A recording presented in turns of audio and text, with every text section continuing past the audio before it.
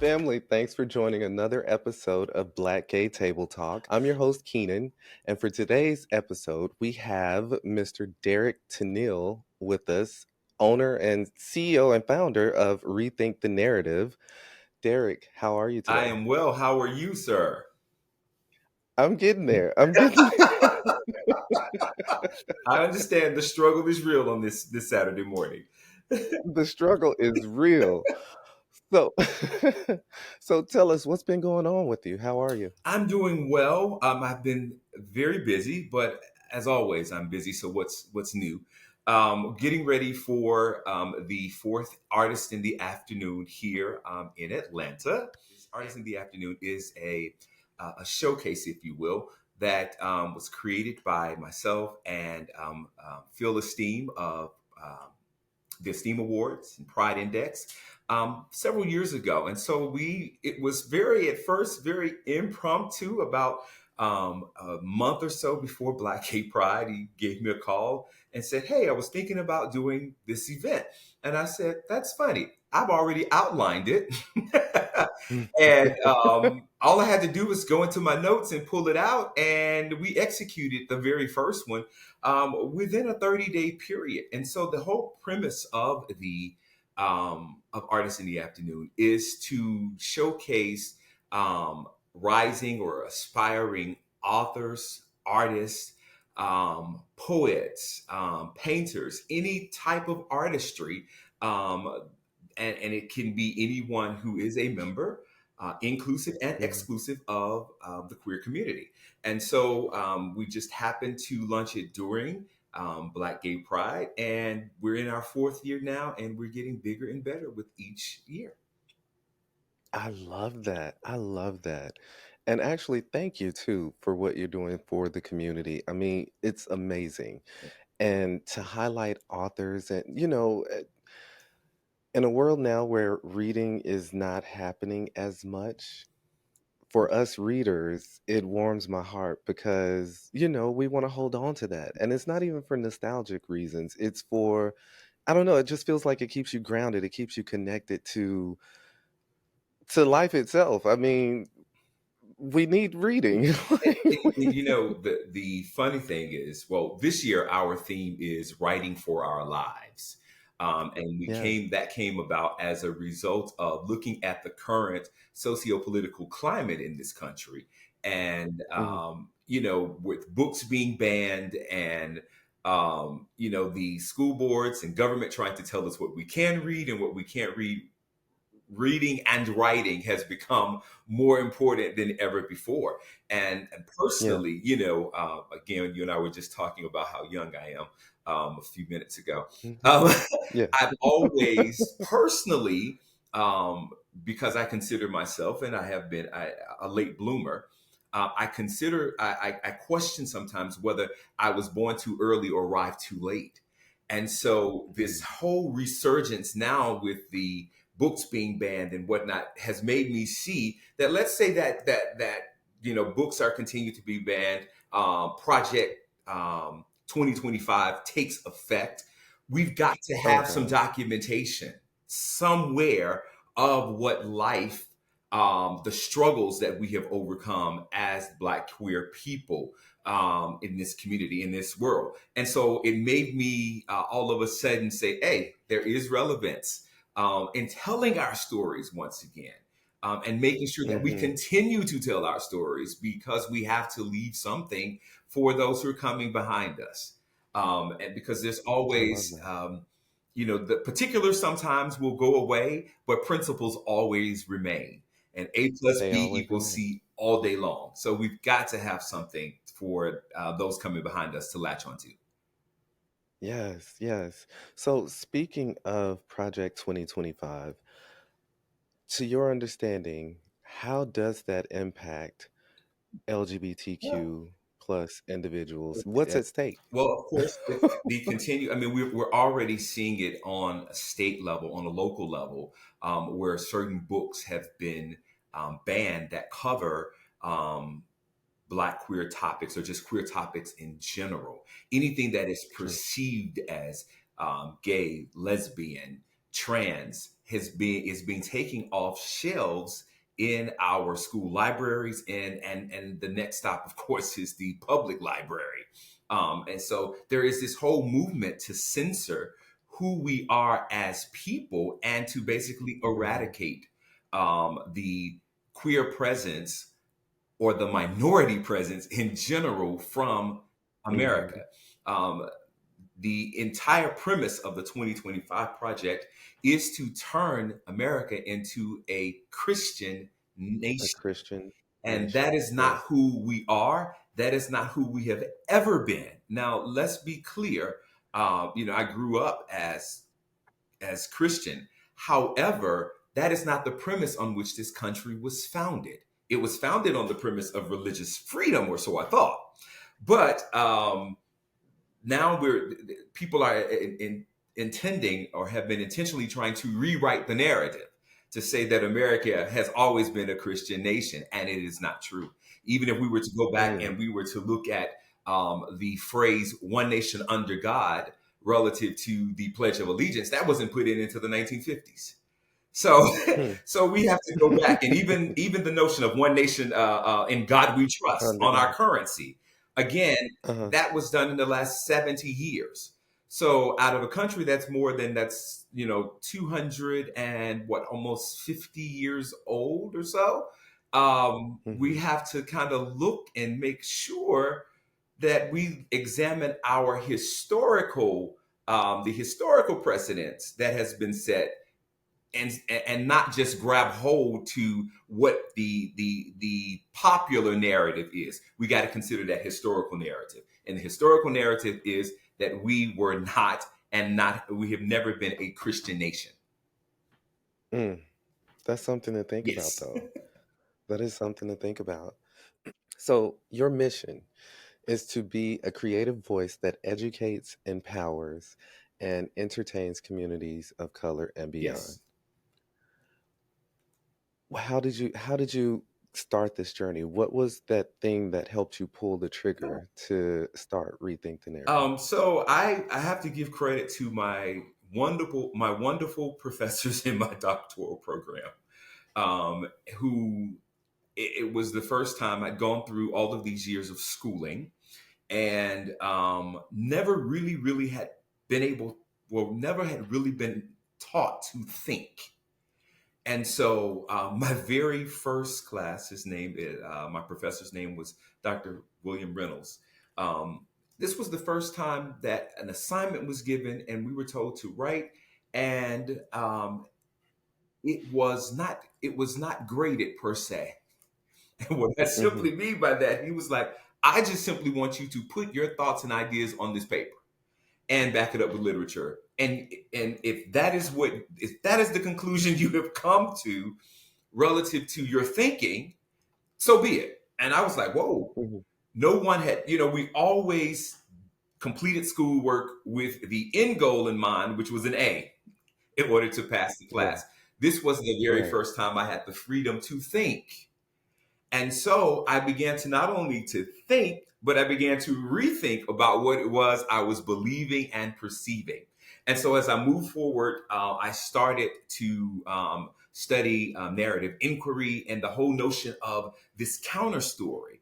We have this traditional narrative that is oftentimes presented before us as the only truth there is.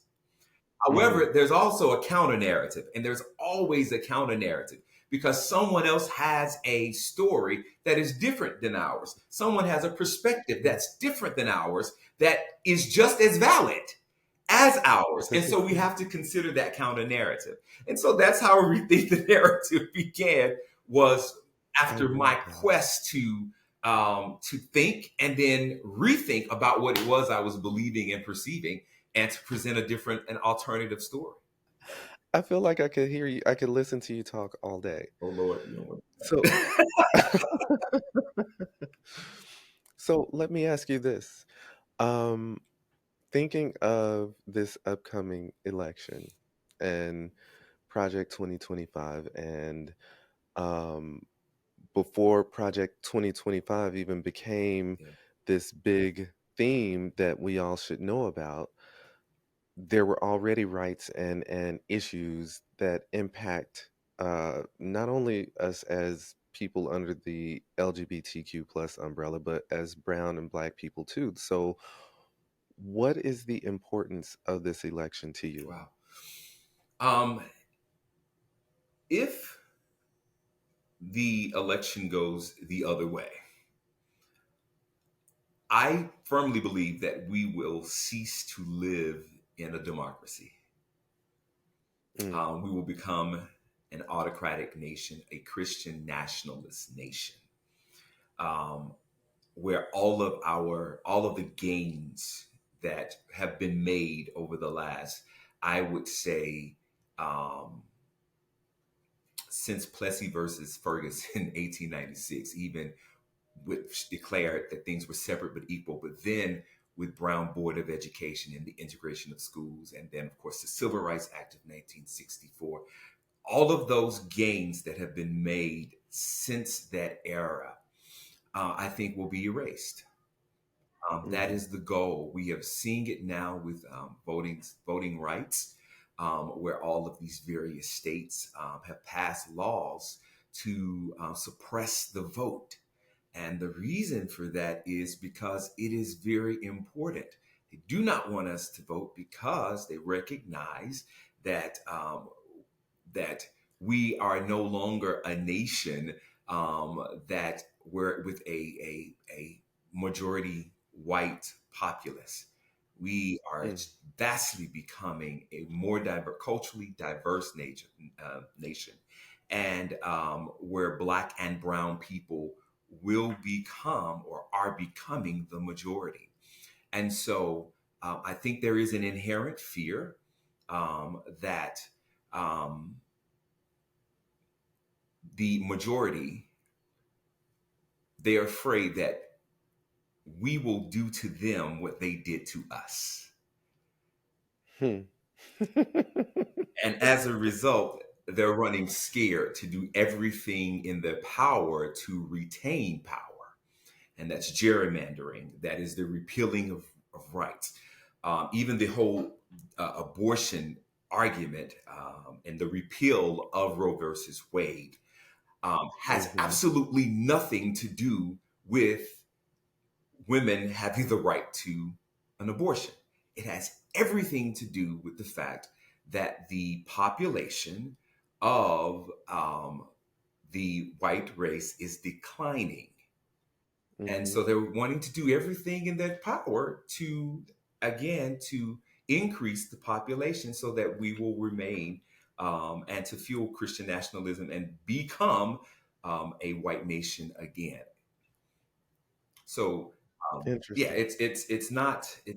it has very little to do with that. And then of course, the other rights that, in addition to voting rights, especially for us Black queer people who just gained the right to marry. Um, True. what? True. Not even a decade ago. I think next year would be a decade, if I'm not mistaken. It's barely a Barely a decade. decade. Yes. Well, um, they're coming for that right too. They set that up in a recent ruling of the Supreme Court. Um, so that right is on the chopping block next, relative to individual freedoms. And so again, and I found it very, very interesting that one of the justices who wrote an opinion that signaled to the fact that they were coming after um, queer rights, if you will, the right to hmm marriage equality, was one hmm who is married to a white woman. Now, let's be very, very clear. It wasn't until I believe the early 1970s, late 1960s, early 1970s, that it became legal. For blacks to marry or whites to marry black. So we have to be very, very, very careful when we dig one ditch. We might as well dig two. The first one might be for me, but the second one is definitely for you. So, Come on now. Come on, Derek.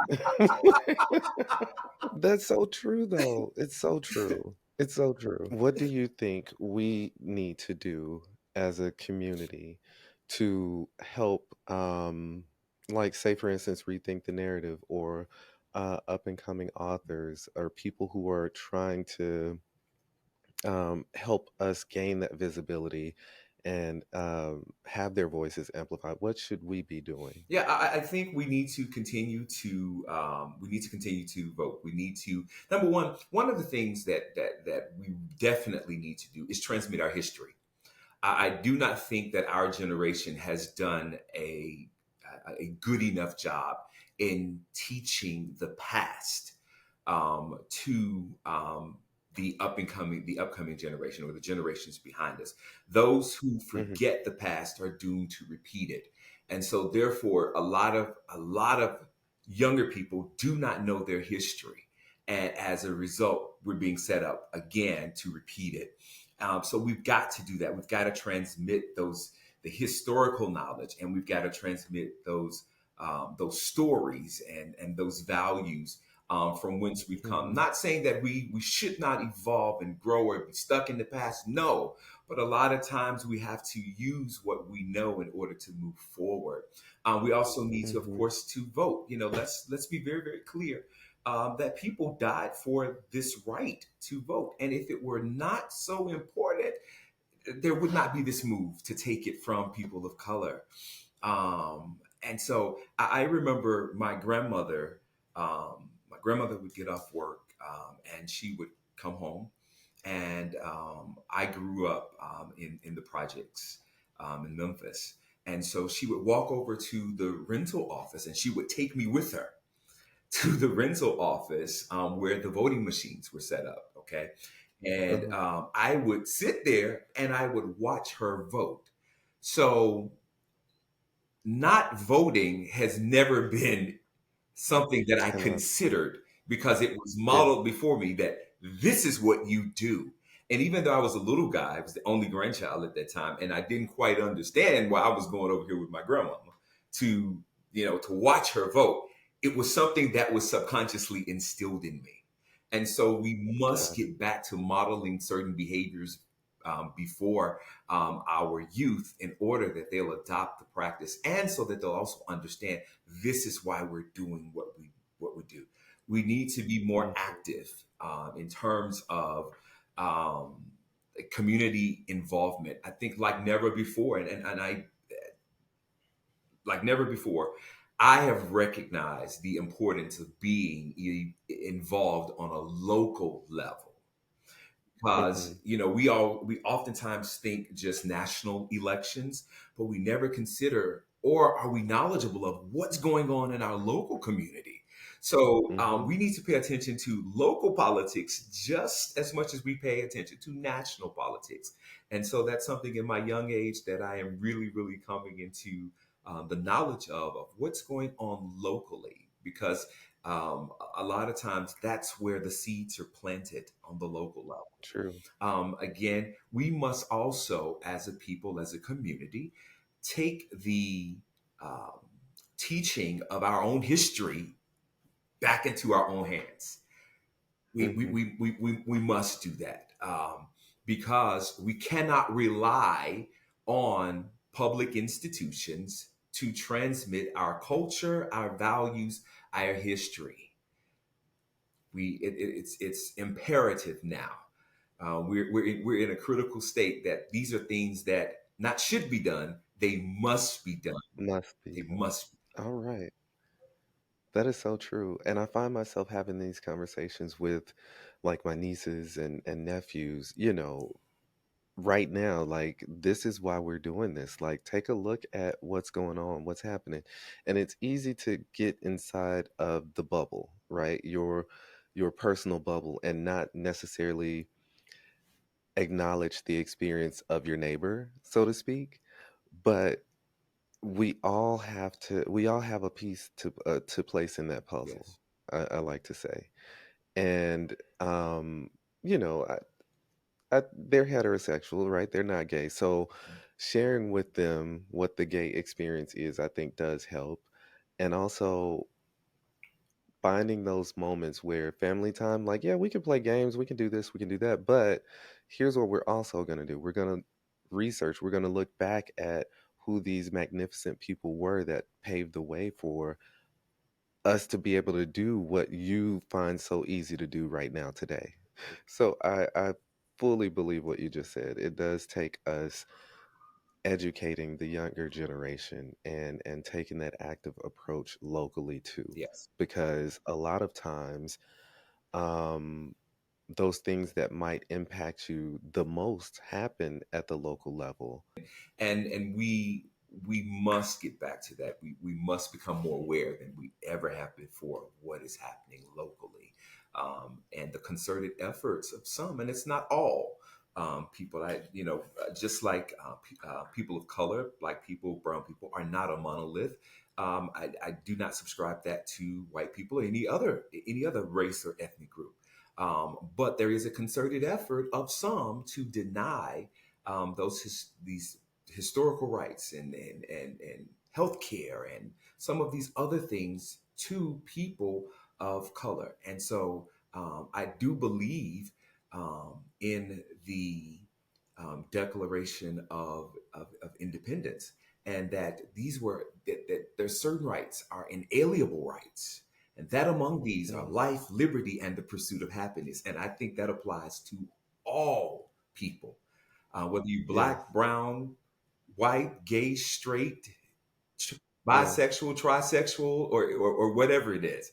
whatever. Whatever. We have these inalienable rights. Yes, this is true. Wow, wow. So what else can you share with us that you've been working on? Wow.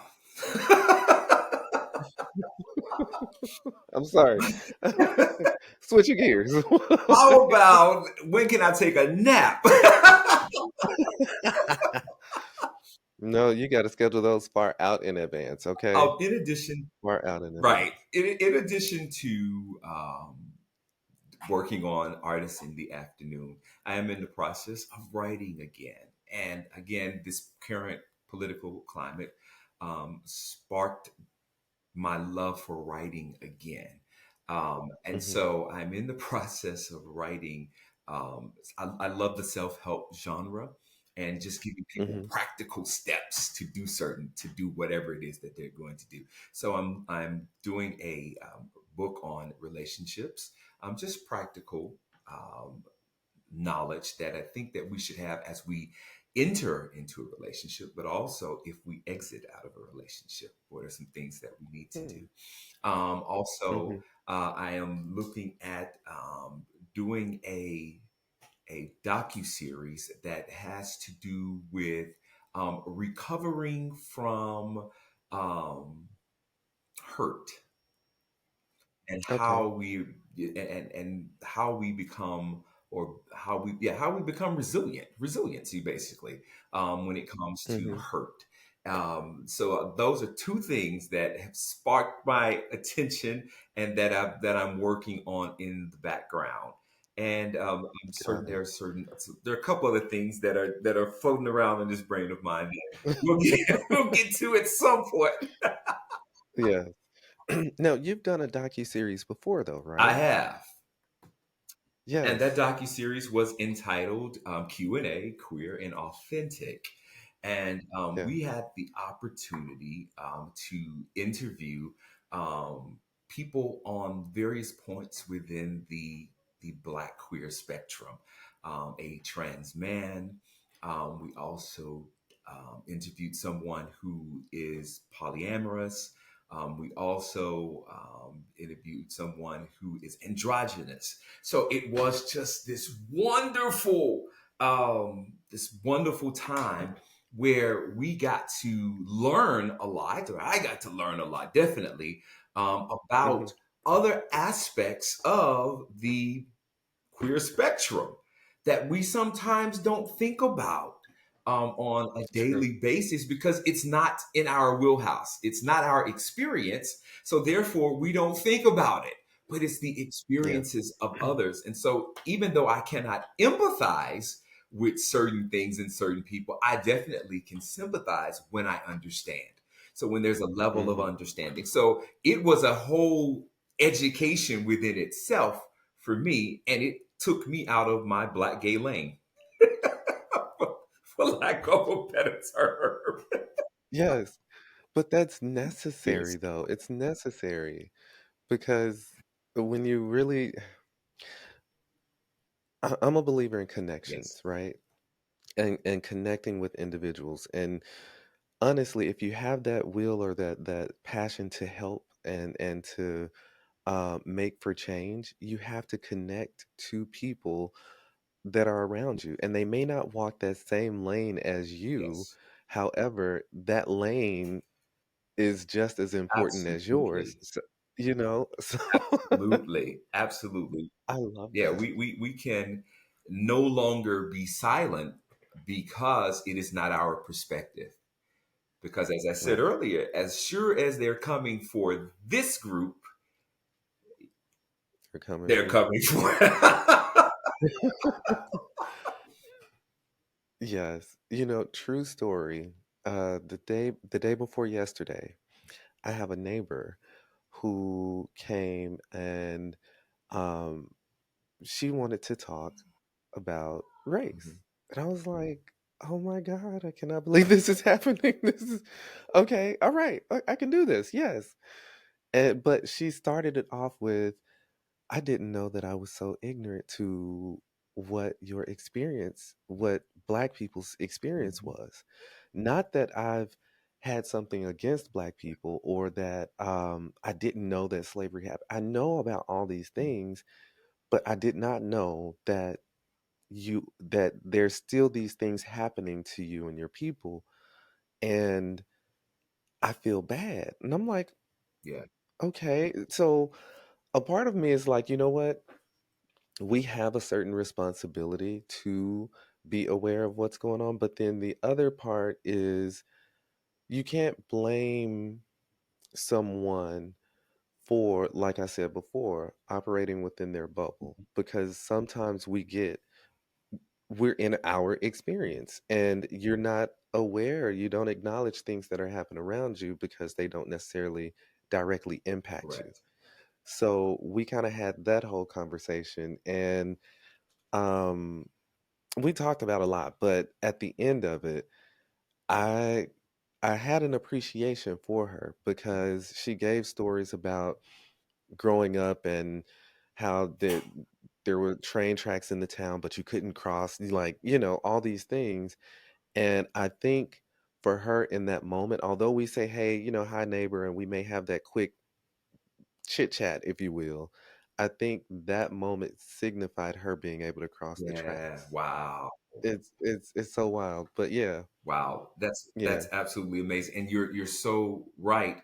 I think sometimes we are afraid to have those uncomfortable conversations true. when it comes to, sometimes it does become easier to not address things. But I am so very, very happy that I have friends and colleagues who have come to me when they felt like they have done something in error relative to Hmm. race and ethnicity and said, hey, did I handle this correctly? Because that lets me know that you're aware and you're seeking more awareness and you want to make Hmm. sure that you are sensitive to Hmm. the experiences of people who don't look like you. And so Hmm. I love to have people around me um, who can acknowledge that, hey, I do not know it all. Because Right, I'm the first one to say, hey, I don't know it all. I know what I know, but I don't know it all. And if I'm in error, right. be kind enough to correct me. Um, Yes, yes. and it's all about just simply being open and being aware in this age. That's how we grow. That's how we evolve. And Hmm. sometimes we simply don't know what it is we don't know until someone has the courage to call it to our attention. This is true. Yes. This is true. Oh, I love this. I love this. I'm so happy I got this time with you. I am, and I'm sure our viewers are too, because you've really dropped some amazing knowledge and some thought-provoking narratives, I should say, that we should pay attention to. So, how can viewers find you? You can find me, number one, through my website, and that's rethinkn.com. So that's RETHINK, the letter N.com. Also, you can hit me up on social media, rethinking on threads, formerly in Twitter, formerly known as X. I mean, excuse me, X, formerly known as Twitter. Right, I'm trying to go backwards. right. And Oh Instagram my as gosh, well. And so though you can always find me on those platforms and whatnot. And I do have a YouTube channel that currently houses the episodes of Q&A, as well as the panels from previous artists in the afternoon session. So I love it. Yes, yes, yes. So, okay, a bit of a shady moment, okay. and I have to ask. So, in your opinion, and this was said recently, and there have been a lot of people talking about it, but what's an example of a black job, Terry?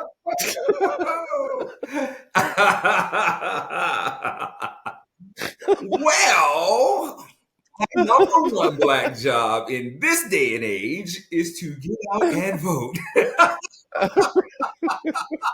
That is the most important, pressing black job there is right now. And that's Right.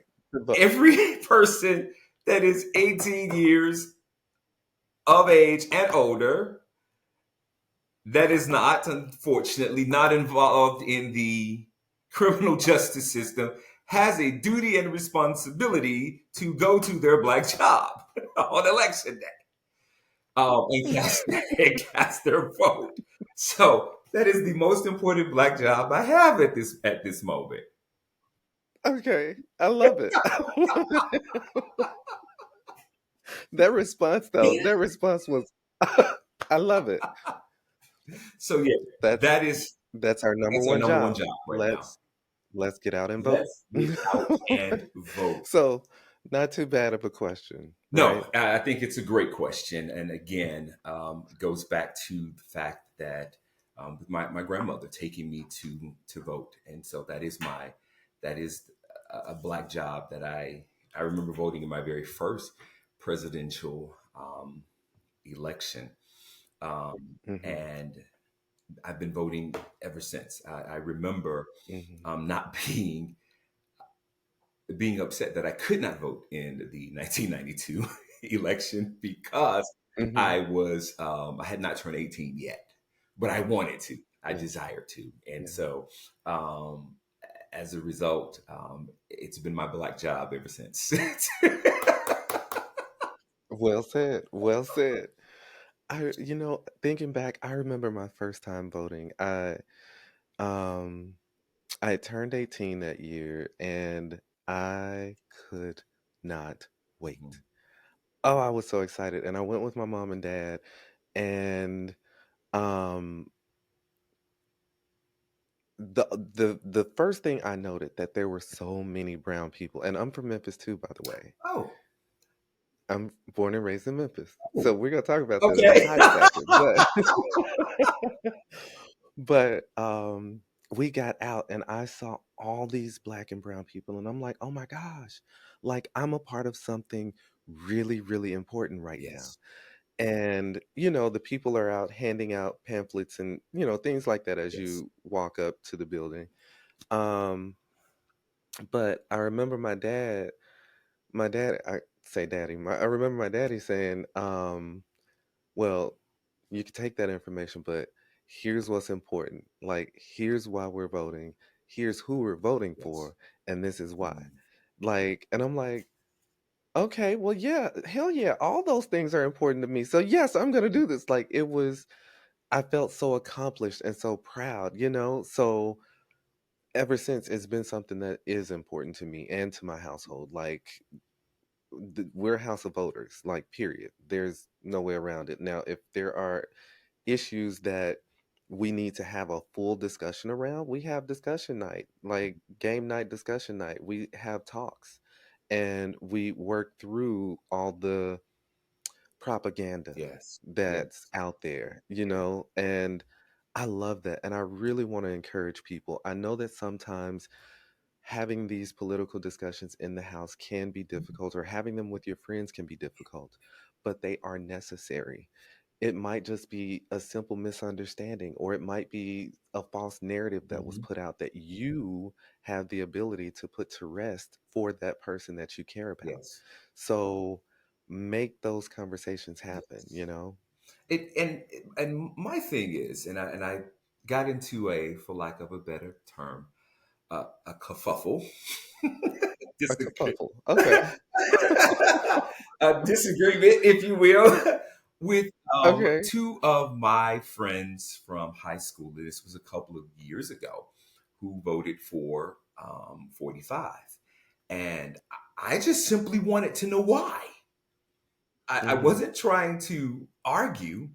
I wanted to know at that time, knowing everything that you know, knowing his positions on where women are concerned, where gays are Mhm. concerned, where people of color are concerned, what made you?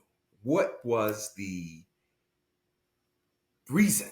What was the rationale for you casting the vote? Mhm. And they could not give me an answer.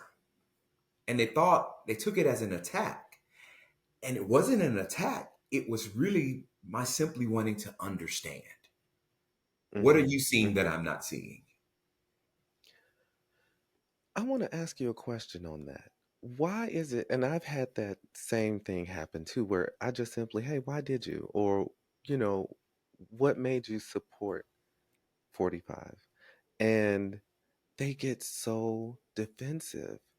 And I wonder why that is. Why is it that people who support 45, why are they so defensive and ready to, like, I wonder, is it that they feel judged for, maybe yeah. I think in some people it's this whole notion of, oh, I see what he's doing, but I'm gonna close my eyes. I'm gonna put my hand over my face, and I'm gonna do it Hmm. anyway, because I think sometimes some people are feel like that I don't necessarily agree with. I'll say it this way. I think some people are flat out afraid of being accused of being racist, sexist, Mm, homophobic, and hmm. misogynistic, and all of those things that he's associated with. Got it. Let me not sugarcoat it. I think that's the fear. Yeah. That's Interesting. yeah. That But then, I don't see myself through that lens, but yeah, do you see me through that lens?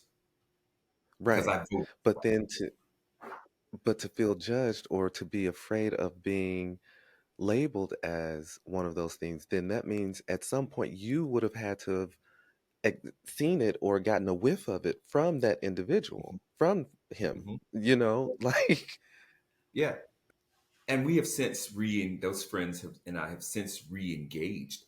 But my thing was, and I said to them, I never stopped loving you. right. I didn't get upset and unfriend you or anything of that nature.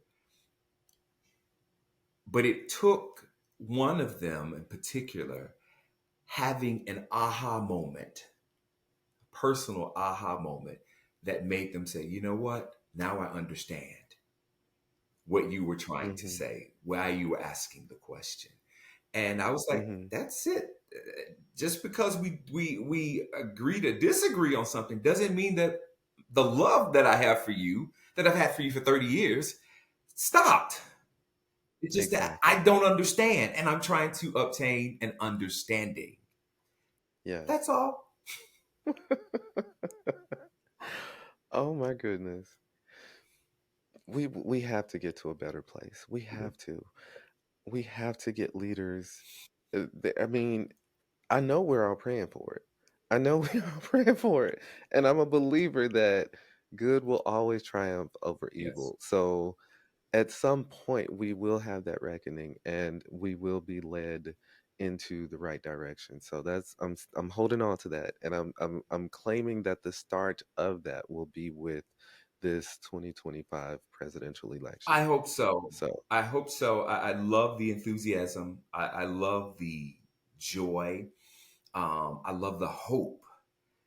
It's like joy, hope, and change have come back, roaring mhm, back. Whereas mhm, it was, I felt, especially after the June debate, I felt this whole sense of gloom and doom. Uh, yeah, I was like, oh my God, what's going to happen? And what I'm experiencing now is very reminiscent of 2008 with Obama. mhm, That whole mhm, sense of hope and again change and mhm. yes, and I'm hoping and unity. Let's not forget that Yes, unity. unity. That we are, and I think Hillary had it right. We're stronger together, um, and I hope that continues. We've had enough divisiveness. We've had enough of that over the last decade. And um, I'm not trying to take your seat at the table. I just want my own, the one that rightfully Right. belongs to me. And I want you to have your seat at the table too. So everyone could Yeah, have a seat at the table. I just need us to yeah, realize it and to work in concert yes. with each other. This is true. Yeah. Oh, so Memphis. Yes. Because I'm from the projects in Memphis too. So Okay. what was your claim to fame? it was Lamar Terrace. Lamar Terrace, Lamar Gardens. Do you Yeah. really? Interesting. So we weren't that We were far. we were down the street, round the corner from each other. Right. Right. So shout out to Memphis and the projects that were for giving these gifts to the world. Yeah.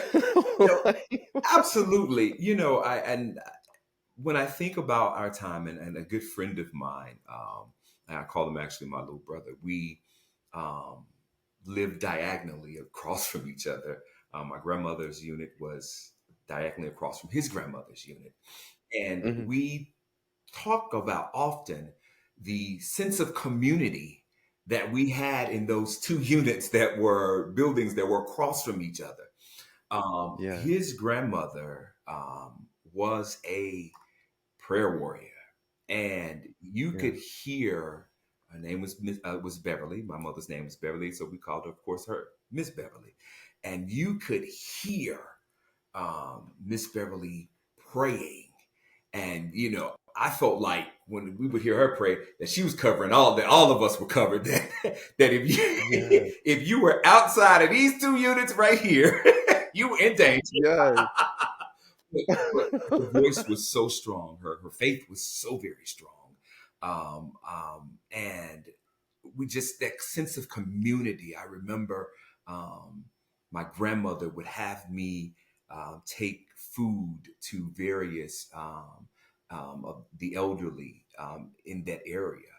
And I remember vividly her saying to me as I was preparing to take some food down to Miss Willie's house, um, saying to me, "Be careful how you treat old people, because one day you're going to be Mm, old." And so it was mm, those little nuggets, those little life gems that came from not just my grandmother, but everybody that was around me. true. Um, Yes. that made me think, that I didn't really appreciate until later on in life. The whole experience.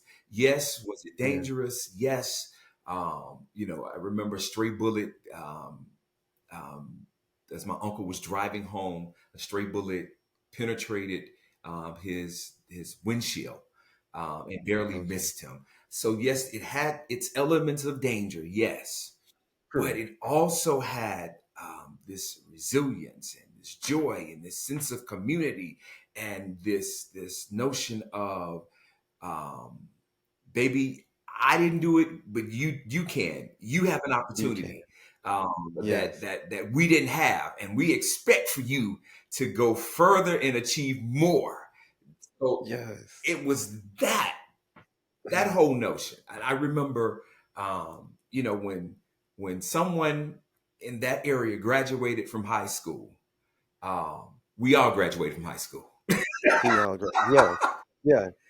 Yeah. It was pump and circumstance for everybody because that was something that um, education was emphasized, and it was Mhm. emphasized it was seen as a way out to do better, to go Mhm. further, um, and Yep. so It was an example for the it was community. an Like example. for yes.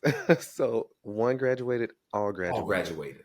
I love All I graduated. love that. So there's some lessons that I learned and experiences from the Moore Gardens Housing Project that are priceless and that I take with me Wow. everywhere that I go because it is a part of my story. It is a part of my narrative. Yes. And I treasure those times.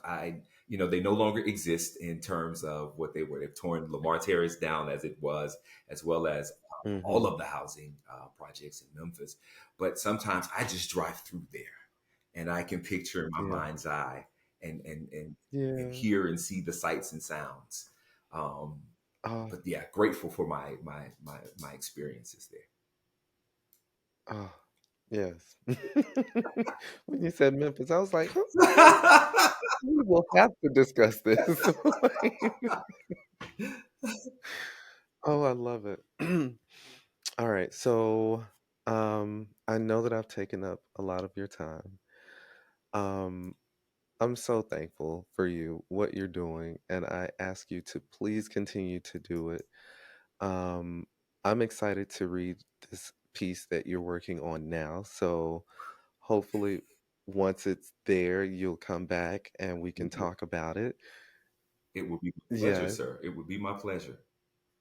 yes. All right, family. So remember, you can follow Derrick Tennial on oh gosh, I'm still reveling. Okay. But you can follow rethinking on Instagram. Don't forget the documentary is on YouTube as well, the Q&A documentary that was done before that showcased all those beautiful different examples of humanity, if I'm allowed to say that.